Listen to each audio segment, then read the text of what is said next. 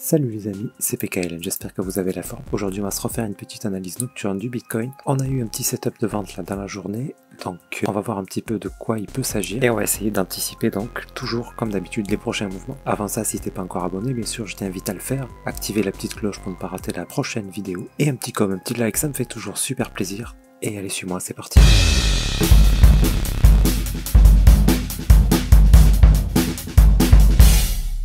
Donc le Bitcoin, voilà, comme je rappelle un petit peu ce qu'on a vu dans les dernières vidéos pour les nouveaux.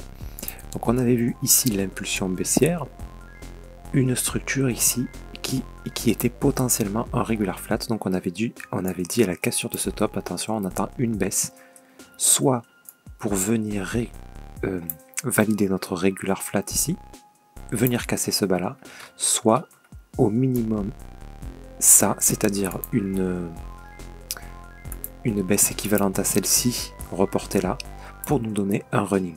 Donc finalement, un running, c'est une continuation vers le haut, d'accord? Donc impulsion, running, continuation vers le haut. Donc c'est ça qu'on a obtenu.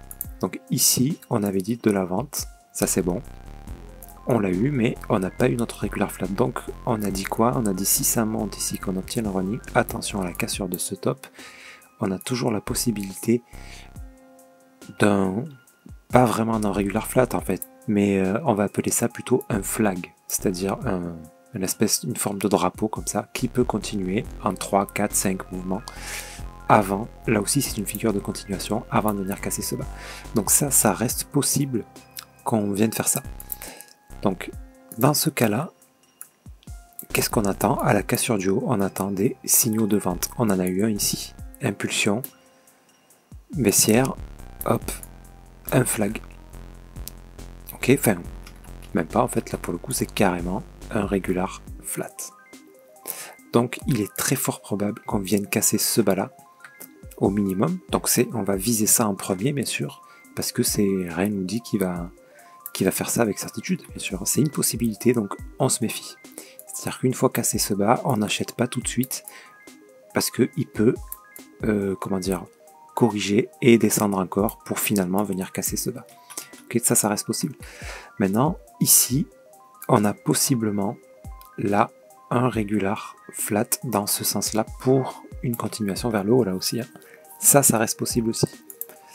Donc comment il va falloir se comporter? Dans tous les cas, rien faire avant la cassure de ce bas. Bien sûr. Alors, il peut nous surprendre, hein. Il peut faire ça. C'est peu probable. Mais voilà, ça c'est un mouvement qu'on ne peut pas anticiper quand c'est quelque chose d'inhabituel, bien sûr. Donc on agira en fonction de ce que fait le marché. Là on a eu un beau signal de vente. Il se passe ce qui devait se passer. On va venir casser ce bas. Ça c'est quasiment une certitude. Encore une fois, voilà, ça peut être invalidé, mais pour l'instant, voilà, jusqu'à preuve du contraire, c'est ça qu'il devrait faire. Hein. Il devrait venir casser ce bas là. Ensuite, quand ici on aura obtenu une baisse à peu près équivalente à celle-ci, d'accord, donc c'est-à-dire vers les 22 000. Vers les 22 000, là, tout est possible. Soit, une fois arrivé aux 22 000, on corrige comme ça, et on va plus bas.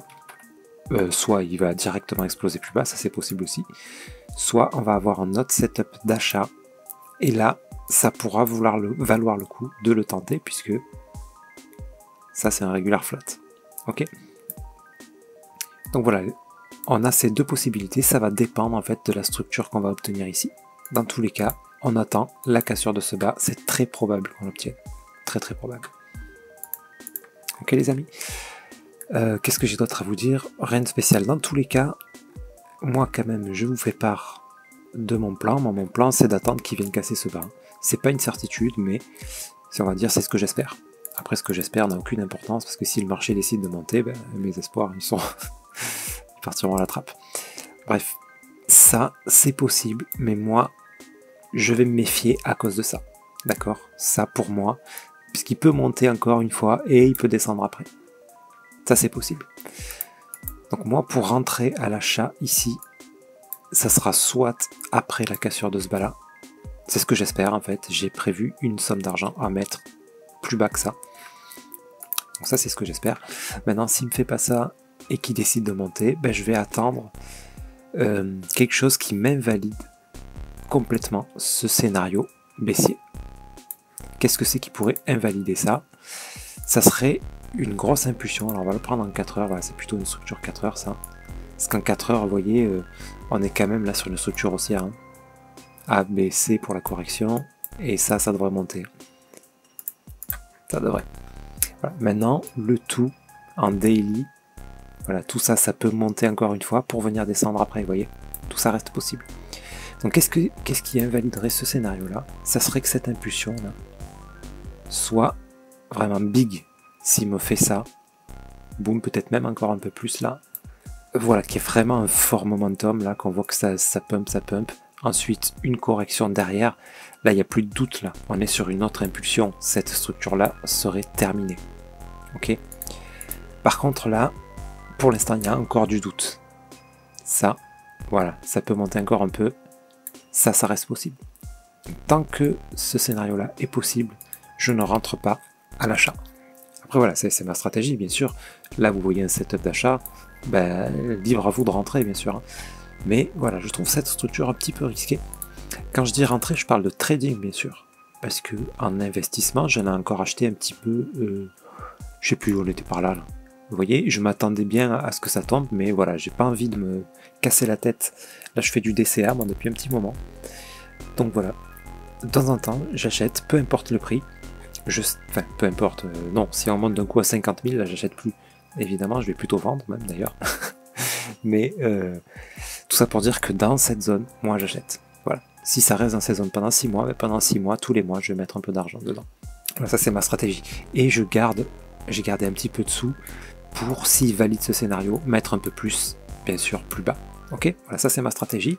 Maintenant, à vous d'établir la vôtre en fonction des mouvements qu'on attend. Dans tous les cas, vous savez ce qu'on attend, soit pour nous valider donc un nouveau départ haussier, soit une baisse. Donc là, vous voyez ici, donc cassure du bas pour rappel, et ensuite on attend de voir ce qui se passe dans cette zone. Soit un setup de vente, dans ce cas-là, c'est pour une continuation, et pourquoi pas venir casser ici. Soit un setup d'achat, dans ce cas-là, c'est pour venir casser ce haut, mais attention à la cassure de ce haut, parce que si on y vient tout doucement, c'est probable que derrière, on vienne valider notre plus grande structure. Ok, voilà pour le point les amis. Sur ce, j'espère que cette analyse vous sera utile. N'hésitez pas à poser vos questions dans les commentaires, j'y réponds avec grand plaisir toujours. Et puis sur ce, je vous souhaite une excellente nuit et je vous dis à très bientôt. C'était PKLN, merci.